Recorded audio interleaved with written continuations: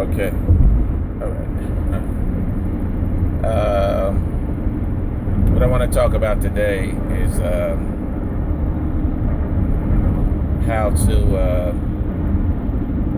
how to get your CDL when you're working a full-time job, when you don't want to leave your job or business. You want to transition into truck driving. Okay, so I have my own business, delivery business, which I'm kind of moving up to driving trucks. So right now my business requires just what I'm driving now, which is my minivan, and I also have an extended cargo van, which is getting fixed right now. And I deliver medical equipment to patients that have been discharged from the hospital or like have ongoing therapy. Like mostly it's oxygen, so the hospital beds, mostly respiratory type of things. So I make pretty good money doing it, but I want to transition to driving into trucks independently because I think that there's more money there based on my research. But I don't have time to go through no company a year and not making money. I don't have time for all of that, you know what I mean? Because the pay cut would be way too much. So first thing I did was a little brief history. I did go to Swift School many years ago, over 10 years ago. Swift's driving academy, which it was only like 2 or 3 weeks. I think it was 2 weeks at the time, back in 2006. And I got my CDL permit and everything like that. Went through the training, but made the decision not to continue on with that because, again, first year money was ridiculous. It's just like I don't know anybody could survive on it at that time. It's 2006. Fast forward almost 10 years later, it's like, okay, I want to do this thing, so let me go ahead and knock it out the box. So first thing I did was, again, just get the manual from Pennsylvania. I'm in Pennsylvania. Actually, I did not do too much studying out of the manual. I went online and I just took the practice tests, like CRST, and then the DMV had there's some tests on there, which I'll put the links in. There are some tests that for every category, general knowledge. We don't have combination up here. That's all in general knowledge. Hazmat, doubles and triples, tanker, air brakes. So I went through that all on my own. Each week I decided, I'm going to go ahead and take care of one thing. So while I'm working full time, just say, okay, I'm going to go through, this week I'm getting the general knowledge. This next week I'm getting this. Next week I'm getting that. Next week I'm getting it. So I started that in like September about, and was able to get my CDL all independently on my own, CDL permit, and all my endorsements. And so I finished that part of it. This is all while working full time, just making a goal each week to get one particular part of it done. The next part of it was the range and road tests. Now, the thing I wanted to do it smart, because I'm not going to pay $5,000 to go to a class of $4,000 or whatever. Most schools up here are $4,000 to $5,000. So what I decided to do was there was a friend of mine who had gotten a CDL, and what he did, he found we have a big Russian community here. He found this Russian guy that had an automatic truck and pup trailer, and he took it, and the guy charged him $1,500 to do it, and he got a CDL. I went the same route. I went up to the same guys. Well, I thought were the same guys, but found out that these guys are running some kind of scam. So I X'd out. I didn't go that route. So what I did was I found a school here in Philly, which basically gives a refresher course, which is like a 15-hour course. And they also sold blocks of training time for $625 for 5 hours.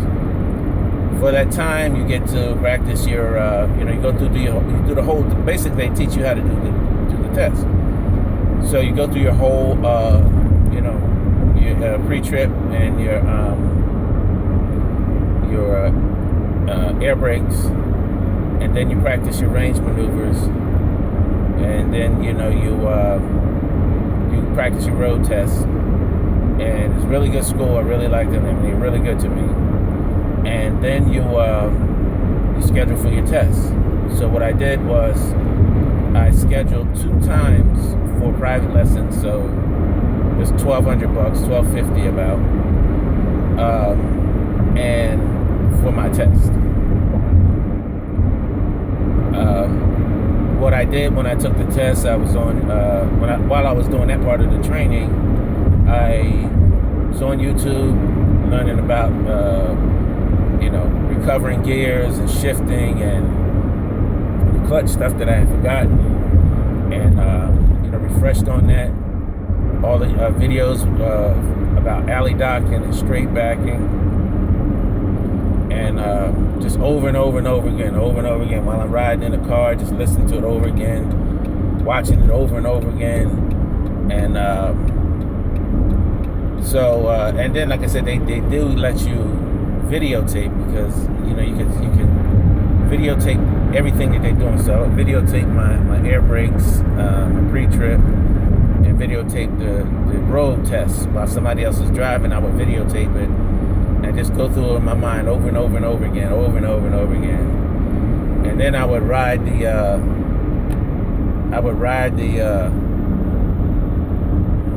road test in my car, because it's the same thing every time. So just over and over again, just practice it in my mind over and over again. So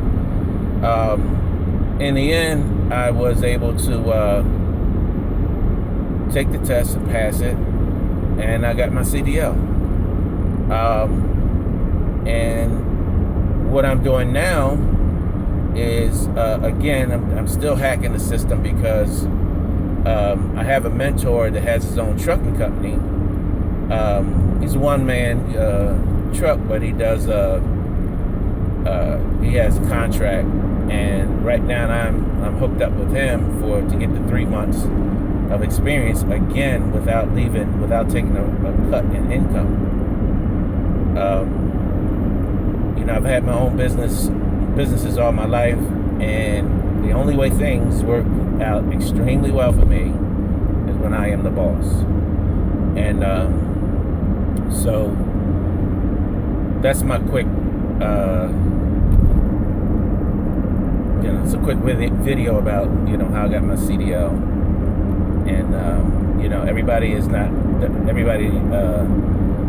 can't go away to school. They can, you can't break off and go for company training and take a hit on your income, because you want to transition into another field, so you kind of got to play it like a chess game.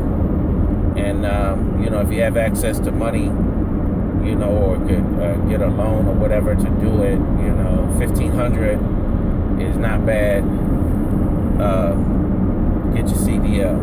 We got different people. A lot of videos I see are about people, who are transitioning into, they may not be in a position to self-finance their training. But then you have a lot of people that can. And, instead of spending $4,000 and $5,000 to do it, yes, they do reimburse your tuition, which they would if I went to a company. They would reimburse my tuition. They would reimburse me the $1,500 that I put out to get stuff on my own. So if I found a company that was where I wouldn't have to take a hit like that, then I would just transition right away. But I'm not taking no hit in income. and changing lifestyle when I can do it this way and I'll make the money back. It's just an investment. It's not that I'm going to lose the $1,500, because I'm gonna get it back times over once I get my truck, which I will buy. And I encourage anybody that wants to go into any business is don't listen to naysayers about what you have to do. You got to spend a year here, and you got to learn this, and you can learn this stuff is not that difficult, man. Believe me. You know, if you can operate a vehicle, if they give you, if a company will send you to training for 3 weeks and then put you out to drive like Snyder would do. Snyder's training is 3 weeks, okay, and then they're driving. So don't tell me that this is all that deep, where you know you gotta get 5 years worth of experience and all this stuff like that. That's bull. You know, if you can operate a vehicle in a safe way, no matter what size, you learn all you can. You know, you gotta learn. You gotta be patient. If stuff you don't know, you just don't know. You gotta ask for help. You know, and all training does not require you to actually be like say at the wheel. I train myself by watching. We learn and internalize things. And when I finished my training at the school, after I did my blocks of training, they were like, "Wow, man, nobody's ever done it this fast like this. You know, you just came in basically and took a refresher course," which I had driven for 10 years, and I really didn't drive because I didn't even go out with Swift. But that's it. And I hope this video helps some people, man, that's in a different situation. And hopefully it helped the entrepreneurial-minded people. That if you are a company driver, man, I would say, and you have aspirations of going out on your own, it's just do it, man. All this other bull crap is just about waiting and all that stuff. Look, if you're already out there driving, there's no difference in what you do if you're with a company or not. You have to, of course, you got layers of bureaucracy you have to deal with when you're working with a company. But man, if you can get something from A to B, and and you drive, what's the difference? Yes, you have other things to be concerned with, but all it takes is planning. So like I said, hopefully this helps and inspires some people, and I'm gonna do follow-ups on this when I get my truck, and just take it from there. Thanks.